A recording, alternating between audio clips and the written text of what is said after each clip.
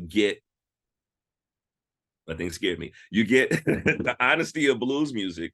You get the innovation of jazz music, and you get the soul of R&B. And that's also all those things that kind of come together that kind of form when hip hop comes into the picture.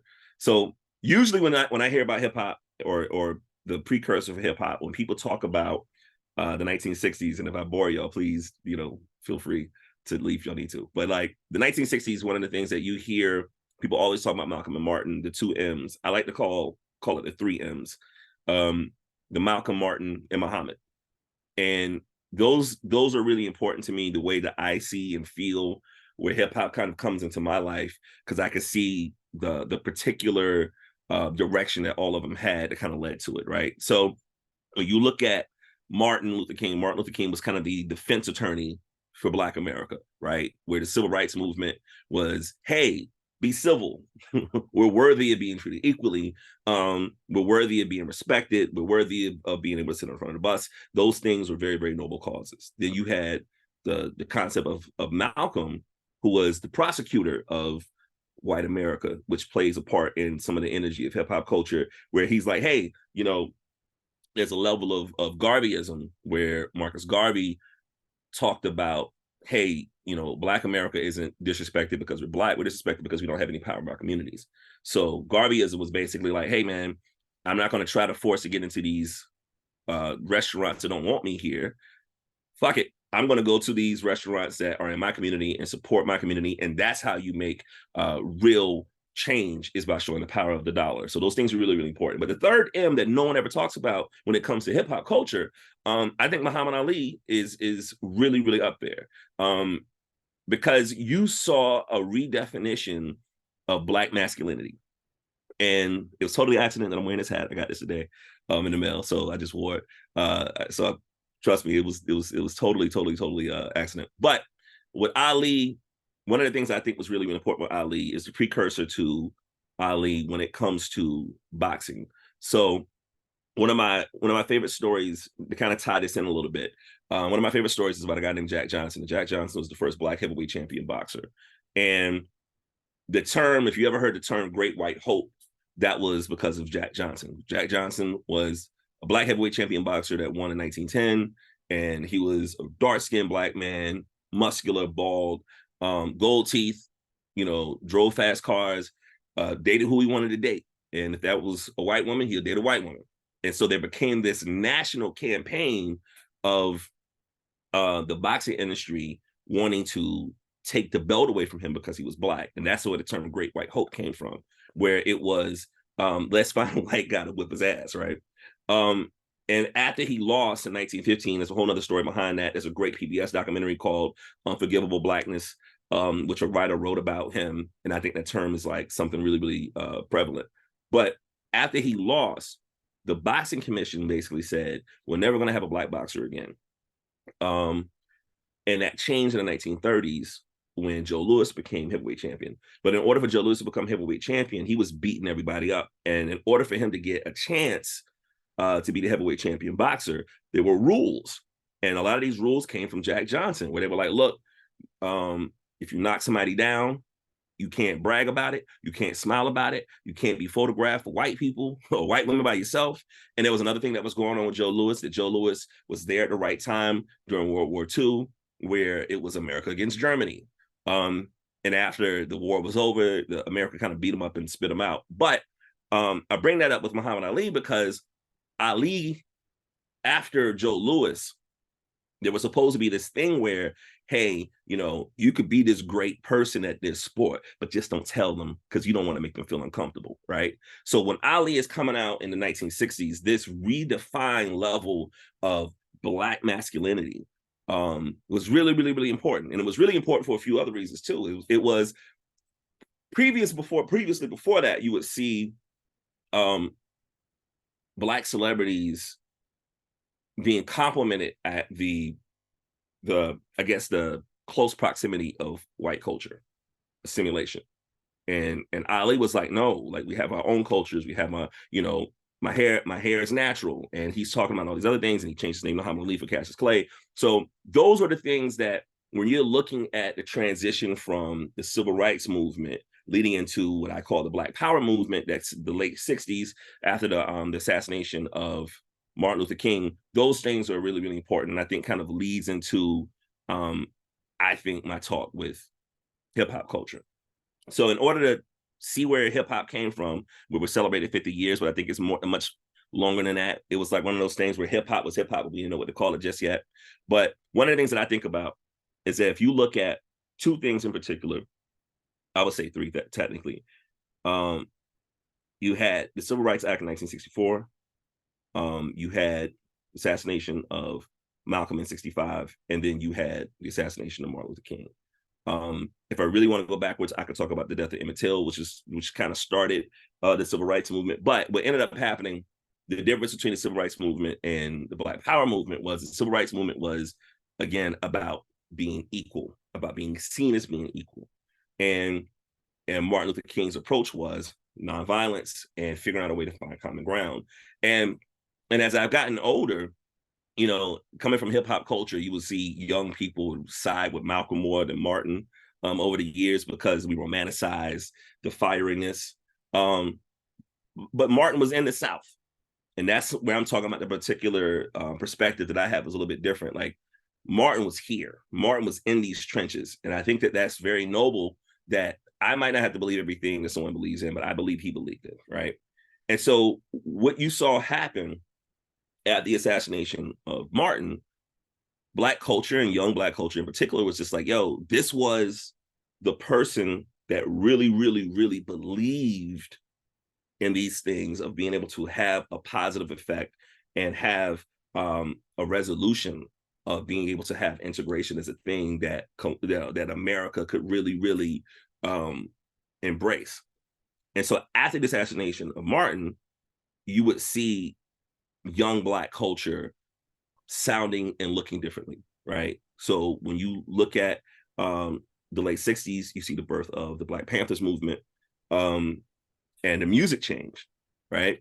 You see, you know, James Brown, you know, all these Black artists from the early Motowners and everything else, they were doing like crooning music, right? Like you would see even early Marvin Gaye in the 60s versus Marvin Gaye in the early 70s. It was a huge shift, right? Because Motown's focus, when you look back at their records, Motown's focus was like, look, man, we don't want to make nobody uncomfortable. You look at these early videos, everybody's in nice suits. People got their hairs fried and dyed and laid to the side. And that was a way to kind of assimilate in a way to be able to say to white America, hey, we ain't scary, right? Late 60s, James Brown, I'm Black and I'm Proud. You know, everybody's wearing dashikis, everybody's having afros. And then you starting to hear the conversations and the mood of the cultures change. And I think that was the proper bed that you would see where hip hop music and hip hop culture really came from. So to me, in order to talk about those things, that was like a really, really important thing for me to kind of like give that context. Because a lot of times when we're talking about hip hop, people just talk about, you know, how everything started in the Bronx and they think that it begins there. I feel like that there was always that context of putting civil rights movement, Black Power movement. And from my perspective, you don't hear much about the Southern aspect of hip hop culture, which we had to deal with the Jim Crow South. And one of the things, like I said earlier, there's going to be some personal stories that I want to tell because, you know, art and culture is about a personal connection, right? I say that being a Black man from the South, anything creatively that I do, I say it's a love letter to my ancestors, right? It's the ability to be able to talk about these things that older people in my family couldn't do or didn't have the ability to do. So one of the things I think was really, really important, I have an album called Frances. It's named after my grandmother that passed away a few years ago.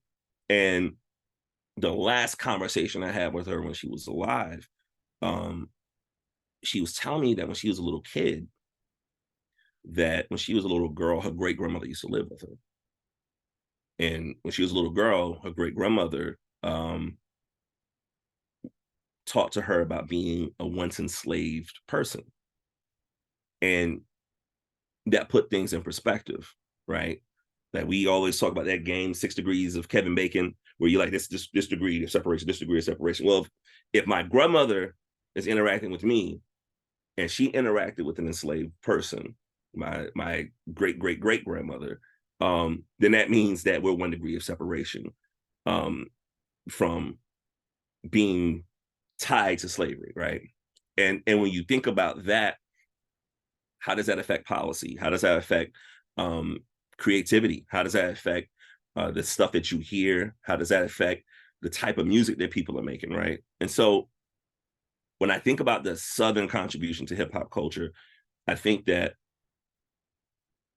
there's something where the South has gotten this reputation of respect probably more recently, but early on, when I want to talk about the South and how that kind of caters to the stuff that I'm really interested in, you know, I grew up loving hip hop culture and music. And one of the things I think was really, really great was that I got to hear everything, right? You would hear fans of hip hop culture complaining about hip hop, right? They say, oh, you only hear one type of music on the radio and all this and all this that. But when I was growing up, I could listen to NWA from the West Coast talking about their stories about fucking police, things that were going on in their area. I can listen to the Beastie Boys singing, you know, so right the party. I can listen to LL Cool J, licking his lips and being a sex symbol.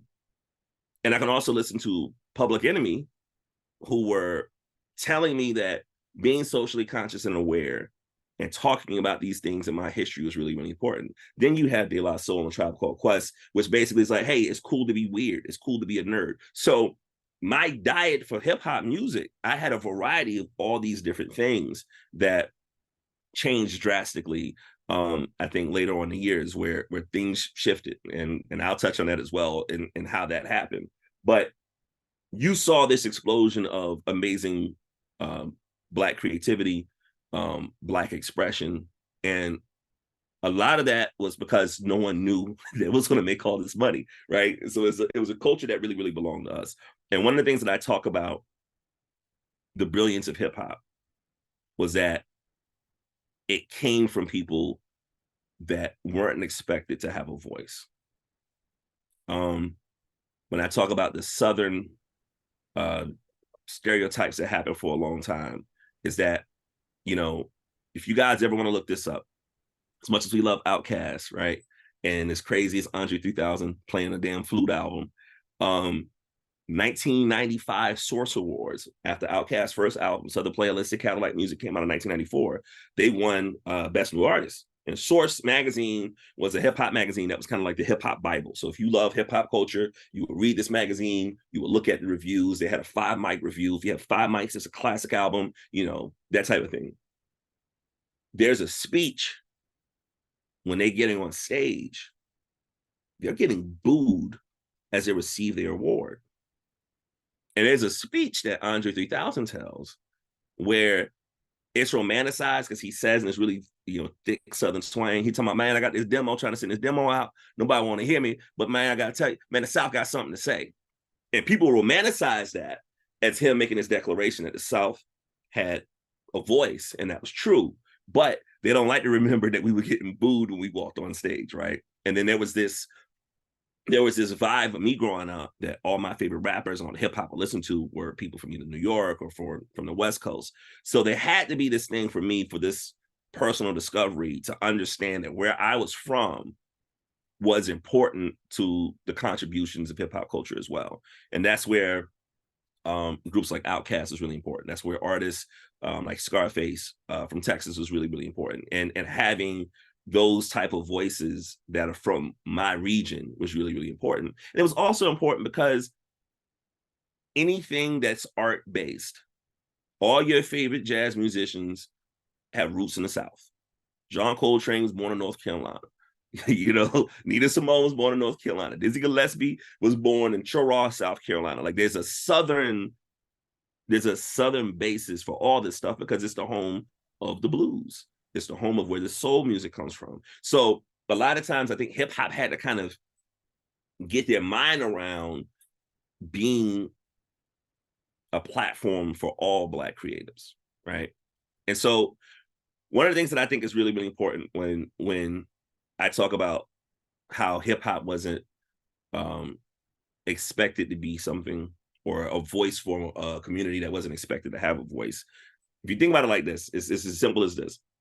If you're thinking about the birthplace of hip hop, the Bronx, and it birthed out of the projects, and people are living in these buildings. Well, in the suburbs, you have the romanticism of a garage band, right? You're like, oh, my friend bought a guitar. My dad's gonna buy me drums. I got another guy that can play bass. Let's just put this shit together. We form a band. Who who got who got a garage, right? Who in the Bronx got a garage, right? Who has the money to grab these instruments, right? But and this is where R&B and soul culture is really, really important to hip hop. We didn't have these instruments, but everybody probably had a turntable.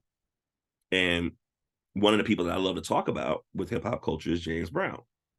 And James Brown comes from that. When I'm talking about the hair dyed to the side, James Brown early on used to be a Little Richard impersonator. If you see these pictures, he has like makeup on his face to look lighter, has a perm in his head because he would go to these places where TV wasn't a big thing. He would pretend like he was Little Richard to get money, right?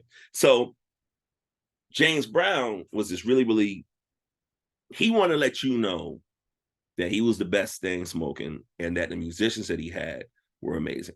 And so what he would do that was very, very important in hip hop culture, what he would do is he was probably the closest thing that I heard musicians be able to make their records sound like a live show, right? Because you have like early technology, you only record 3 minutes at a time. And it was like, it wasn't even tracked out. So everybody trying to do these 3-minute songs and knock it out of the way. James was like, look, I want this to feel like a show. So he wants to brag not only that he's the greatest, but the musicians that he got playing for him are dope as shit too. So he'll be like, yeah, get the drummer some. And when he say give the drummer some, you'll have Clyde Stubblefield. Everybody shut the fuck up. And he just do crazy drum solos with nothing else on there. And they will call that the break. So when you look at the origin of hip hop culture, and I don't have anybody that got a guitar, I don't have anybody that got a bass, I don't have anybody that got no drums, but I know that my mama got a turntable in this James Brown record, and I know my next door neighbor, my homeboy, got the same record. So what you begin to do is that you begin to manually loop those drum breaks, right? So if you had a party, it'll be like, if you got like that 30-second or 20-second, however long it is, of the drums, and that's all you got. What you do is you manually loop it. This is where the mixer comes in. So if I got this record,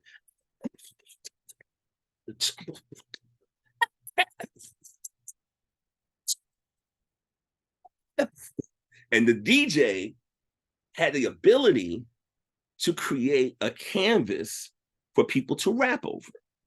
And you could loop that manually for as long as you needed to. Now, I know we're all brilliant people here. You start playing that thing called the break.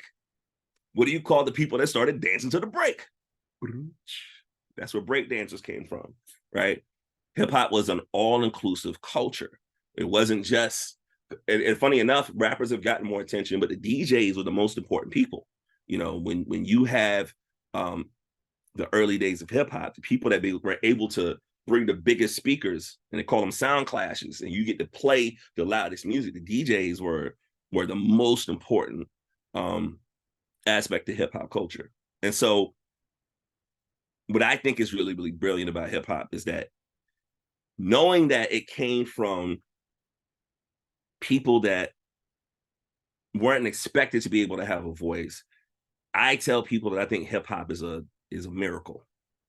It is a living miracle to be able to see this culture do what it has done and what's continuing to do, right? So when I look back at all these things, I think that it's interesting for me to talk about the historical significance to me when I'm talking about civil rights, Black power. How does that lead into hip hop music? And a lot of times with hip hop music, we went a long time where we had the advantage of being young, right? We can do dumb shit, right? And no one would have called us task. But now at 50 years old, I think the proper conversation that we need to have now, that I'm really interested in, and I'm not going to solve anything tonight, but the dialogue that I haven't heard yet, because we're celebrating the anniversary of it, is how do we now, as people that grew up in hip hop and understood hip hop culture, how do we assess what do we need to do to move forward? And I think a lot of that requires an auditing. And what we're seeing now, and I'm not gonna get into too many details about it, but I was having a conversation with somebody the other day, and and I think this is a part of it too. When we're talking about hip hop culture, we're talking about language as well, right?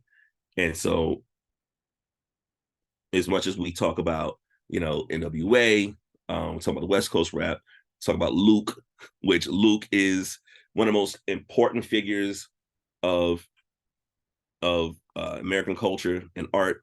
Went to the Supreme Court to be able to say what the hell they wanted to say. That was really, really important. But looking back at it, there were a lot of things that I grew up on that I can't believe I grew up on it, right? But I think it was important, right? I think it was important for these Black artists to be able to, Black and brown and BIPOC, be able to say these things that they were feeling, because I don't think I've ever seen anything historically at that level that gave that platform. And hip hop, for what it's worth, it's a inviting culture. Like, we just have one rule, well, two rules: just be honest and be dope. That's it. Like if you come in here and you respect it and you dope, we'll have you back. We don't care what you look like, And so the audit part, I think, is really, really important, because now hip hop is in this rare situation where we're beloved now. We're beloved now. Like we are seen as the way that I grew up, the way that the Beatles are talked about now. We hear those conversations about Run DMC. So now we're in that space. What do we do with it? Because when I was growing up, I shit you not, the funniest thing in the world to me is seeing Snoop Dogg sell everything on TV. Like, he is like the greatest pitch man ever. He will sell everything. When I was a kid, Snoop Dogg was the most dangerous rapper on the planet. Right? The elder statesman, absolutely. But that's the beautiful part about it, right? Because I think that's the thing that I want to see how hip hop responds to that, right? Because I think that is the rare air that we have. I would say Snoop and Ice Cube. Ice Cube first solo album was called America's Most Wanted with 3 Ks in it. And he's doing movies. Are we there yet? In barbershop, and by no means is that me insulting him, right? Like, I want to see that evolution, because I don't want to hear a 55-year-old rapper who's a billionaire talking about how terrible their life is, right? So I think that's really, really, really important. So how does hip hop become this culture that is able to be evolved to the elder states person? How are they able to take all these things and be able to make sense out of it? And I think that the final stage of this that I'm starting to hear a little bit now, and it's really important for me that I'm advocating for with hip hop culture, is that hip hop has been a culture where we express ourselves. We can talk about having fun, partying, whatever. But it was also, the message was a song that was about pure trauma. Hip hop culture talking about pure trauma. Fuck the police is pure trauma. Fight the power is dealing with pure trauma. It's a response to something, pure trauma.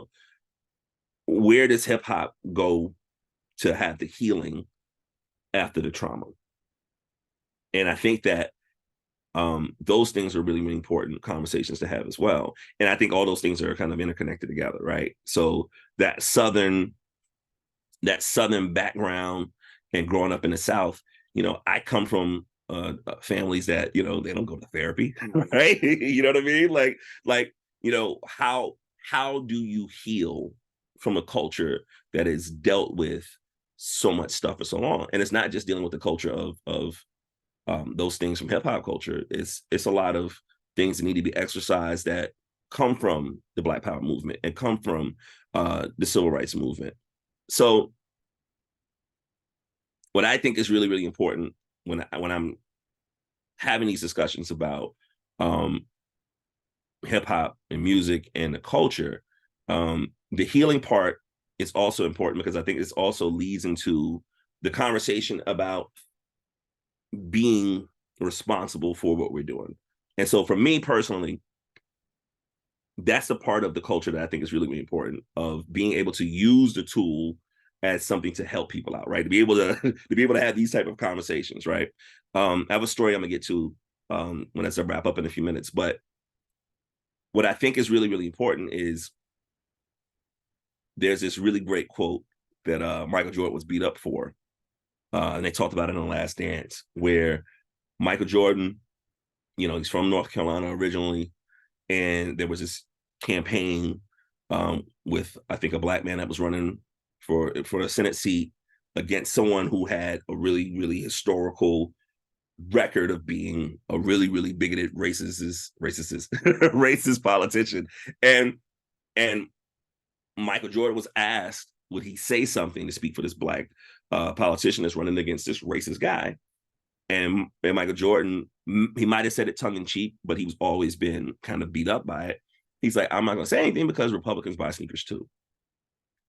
And over the years, I was frustrated about it, but not too frustrated not to buy his damn shoes, right? But but what I think was interesting about that as I've gotten older was this. I don't see that type of responsibility that falls on other people from other cultural backgrounds. It's something that specifically happens to us, right? There's a great quote. I can't remember who said it, but somebody said, to white people, Tom Hanks is a great actor, but Denzel is a god to his people, right? And it was this acknowledgement of there's this responsibility that is attached to these artists or these people that make it to these certain places. You know, I couldn't be black watching Wheel of Fortune, right? Because if like somebody like got something wrong, can I buy a vowel? Let me buy a W. We'll always feel like, oh, you made all black people look bad. It's something that was specifically that would happen to us that I didn't see any other people from cultural backgrounds and icons speak of, right? Like, you know, people look at black comedians, they got to speak up, or, you know, Dave Chappelle was supposed to be this thought leader. Jerry Seinfeld made a career of literally speaking about nothing, right? And so if he speaks about nothing, why doesn't he get this type of heat? So I said that to say, I don't think anything's wrong with an artist or a creative being able to speak out on these things that they feel is important. But I would say this, if artists don't want to do it, I'm not going to fight them about it. I'm going to support the people that are doing it, right? People were like, oh my gosh, why isn't Drake and DJ Khaled talking about what's going on with the Israeli and Palestinian conflict? And I'm like, do you want to hear them talk about anything about real world topics? Like, no. So I think the important thing is to find these artists that have that passion to be able to speak about these things and to be able to use their art to kind of leap forward. And I think that's the most important thing, right? Is the step forward. So now that hip hop is in a place where we were called a fad for so long, to be able to know that we're here, now what's next? And I think that's the most important thing to talk about. So before I get done and we get available for questions, there's a great story that a hip hop DJ or a producer talked to me about. This guy named Ninth Wonder, who's a Grammy Award winning producer. He's produced for Jay-Z, Beyonce, Kendrick Lamar, amazing producer from North Carolina. And he had a hip hop fellowship that he did at Harvard University. Harvard started a hip hop fellowship with Nas is behind it. So some great minds were behind it, and I was one of the hip hop fellows there. And he tells me this story when he goes into this university. Um, they have like a museum in Harvard, and the curator was taking him around. She takes him to this room, and he was just like telling all these sound effects of the stories. And he was just like, yeah, there was this big safe, and she had to twist it and open it up, and it looked like steam or something coming out. And he said it was a thick piece of glass, like this thick. He pulls it out, and when you look, it's like little pieces of paper with little scribble scrabbles on it. And he's like, what's that? And the curator said, these are rough drafts of Lincoln's Gettysburg Address when he's trying to figure this shit out. When he's like trying to do the Gettysburg Address, he's like sketching this stuff out. And these are his notes. He's like, wow, this is amazing. So she takes this big piece of glass, sticks it back in. Right next to it, another thick piece of glass, pulls it out. And he's like, you know what it was? I'm like, no. He's like, it was the first hip hop flyer made 1972 or whatever at Cedric and Cedar Ave. And he looked at it and he's like amazed that these two things are next to each other.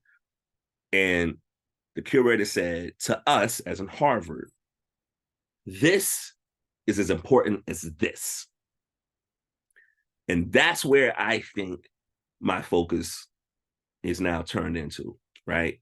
Is to be able to show those correlations. Is that we can't just act like it's a culture that just the kids are doing it now. It's something totally, totally different and so much more. Yeah. So I was supposed to talk a lot longer, but I think that I compiled it to not tire you guys out. If anyone has any questions or anything, I'm down to, answer any questions. Yeah, gosh, thank you so much, Preach. I just personally learned a whole lot just now. Also, I had no idea where break dancing came from, and now I know. So I'm happy about that. Um, so we do have a couple questions over here. So Yolanda said, is there a difference between hip hop and rap? And she says, yes, the terms are often used interchangeably to refer to a musical genre, but this distinction is often made that hip hop is a broader culture phenomenon and rap is just one important part of it. In other words, rap is hip hop, but hip hop is not only rap. She says she brings this up because people often relate hip hop and rap as the same. Do you have thoughts about that? It's one of those things where it's like, all right, you ever if I ever have like a friend, like a white friend talking about a story and they want to keep saying somebody in the story was African American and they keep saying African American, I just stop them and say, you can say black, right? So a lot of times it's one of those things where I don't overthink it anymore. I remember when I used to start doing music and people call me a rapper. I'm like, no, I'm an MC. Like, oh, who gives a shit, right? The best way that was described, KRS-One said, rap is something you do, hip hop is something you love.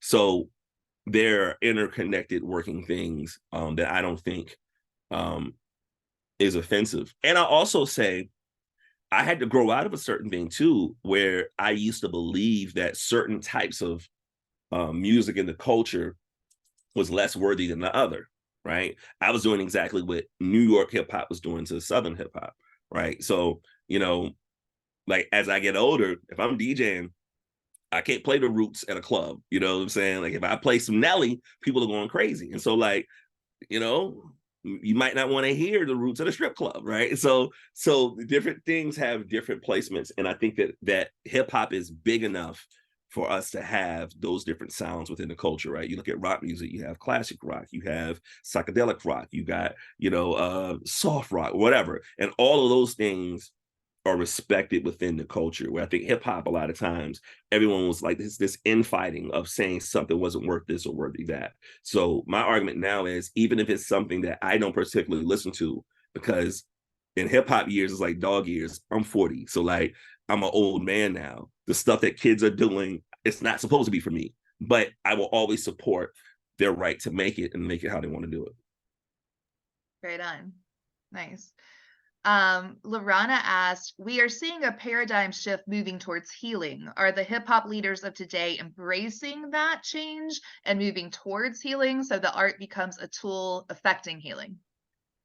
I hope so. I don't know if the culture as a whole is doing it right now. I think that, you know, Jay-Z had an album called 444, and it was an entire album where Jay-Z was just depressed and talking about it, right? Like, you know, after Beyonce's Lemonade came out and everybody found out that Jay-Z, oh my gosh, he cheated on Beyonce. And so he made this whole album of just being incredibly vulnerable, talking about getting therapy, talking about being open to those things. So, you know, he's one of the tallest trees in the forest of the culture. So I think that was very, very important. I don't know what's going to happen with artists of that ilk, of that generation, if they still feel the need to be that way. I know that I just recently saw an interview with Busta Rhymes it was a British reporter, and Busta Rhymes is talking about depression and talking about suicide and talking about these pressures, things that, knowing Busta as an artist for 33 years, I never heard before. So I'm interested in seeing what the younger generation is talking about and how open they are about talking about their emotions and their feelings. So I would say change is one of those things where people that want change don't think change is moving fast enough, and the people that are the dinosaurs think it's moving too fast. So I think it's somewhere in the middle, but I think it's moving in the right direction. Nice. Awesome. Kind of leads into a question that I have. You've talked some about this, but I was wondering what you feel like is the biggest difference between when you were growing up in hip hop and now. Like, what's the biggest difference you think between? Um, I think kind of what I said before about that hip hop diet that I listened to, of I had the ability to listen to all these different things. There was a shift, and I'm gonna get a little nerdy for a second. It's something that I noticed really, really early on. It's really corny, but you'll get what I'm saying. When you hear somebody broke a record or break a record in music, that usually meant that somebody would send a DJ some records, and he would get on the air and say, yo, some random person just sent me a record, some artist I never heard of sent me a record. Audience, I'm going to play this for you. And if y'all like it, it'll get in rotation. And if the song gets in rotation, it gets well, and it gets big, then that DJ broke that record. And so there's a local DJ around here, DJ Prince Ice, amazing legend around here. I would just see all these like plaques on his wall, because he had the ability to break records early in the day. I got into radio when I was like a teenager. I was probably about 16 years old, and I'm answering the phones. And I remember somebody called and they were requesting a song. So I grabbed my pen, trying to write the song down this person requested. And the guy that was the host of the show stopped me after I got off the phone and was just like, yo, request radio doesn't exist anymore. He's like, everything is a playlist. So the program director is like, here's the songs y'all got to play. The program director, I don't know how much this has changed, but it sounds more than the same. But somebody would literally be in the office, listen to these songs one by one. And if you didn't play it, somebody's calling the studio saying, why didn't you play it? And so I was told, this is like maybe 20 years ago, maybe a little bit longer than 20 years ago, that request radio doesn't exist anymore. If somebody's asking for a song, we tell them we'll try to get to it. If somebody asks for a song that's on the playlist, then we write their name down and act like we played it for them, right? For a DJ to not have the ability to expose the audience to new music that they might like, it's not just taking the power from the DJ, it's taking the power from the audience. And so when I was growing up in hip hop culture, the people and the radio stations were working together, right? That doesn't exist anymore. Radio stations are like, we're going to tell you, we're going to tell you what you're going to play. And that was never something that I grew up on. Now, things have shifted a lot, right? Because even this shirt that I'm wearing is a hip hop artist in Westside Gunn, where, I don't remember the last time I listened to terrestrial radio, and I work for a radio station, don't tell nobody. And so it gets to the point where it's like, between people being able to play Spotify, their playlists, having their own access to create their own things, and they want to do their own mixes.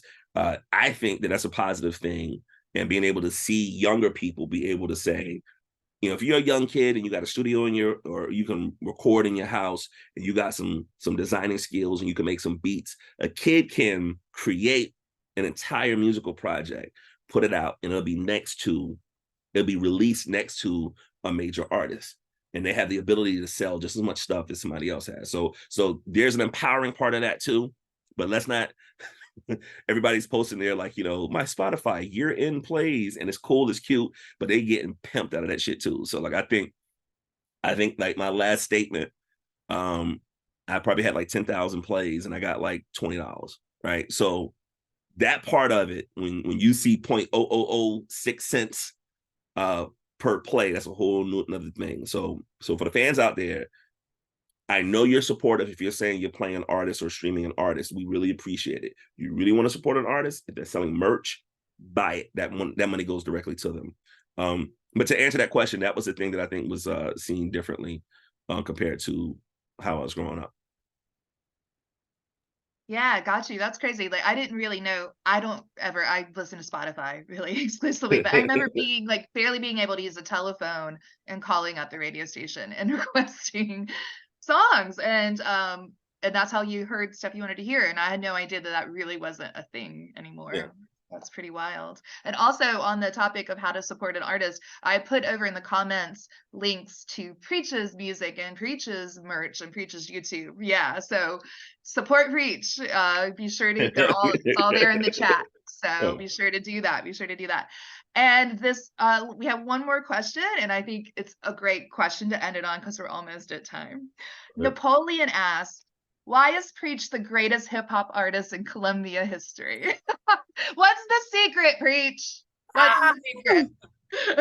The secret is to pay my friends to say stuff like that when I'm doing the talk. No, I appreciate it. Like I would not say I'm the greatest. I would say that I'm very tenured because I've been doing this for a long time. So I'm really excited about that. So like no hyperbole, I've been doing shit here for 25 years. My first time I hit the stage, I was 15. I turned 40 this year. So when it comes to like, you know, the music and art scene here, I can say whatever the hell I want. Because I've seen all of it. I've been through all of it, from someone that has created music, someone that's performed music, someone that has produced events and shows, someone has gotten, you know, city money to put shows together, to now being someone that's a business owner to try to amplify other artists. Talking about that, what's next, my brain is always what's coming up after that, and to be able to have a space to help elevate and as they say, pull while you're climbing. That's the goal. So yeah. I love Thank that. I love that. And we're lucky to have you here. And like I love when cool people, cool artists, cool, you know, whatever your art form is, stay in Columbia, you know, like stay here and do the groundwork. I think it's awesome. So we're very, very lucky to have you. And we're so lucky to have you here tonight. Thank you so much. This has been such a great discussion. Thank you. Thank you to everyone that came and asked questions. And if you haven't, please put where you're from in our chat over here. And yeah, please go check out Preach's stuff and support him, and come back to the Atlantic Institute. We're doing these discussions all the time.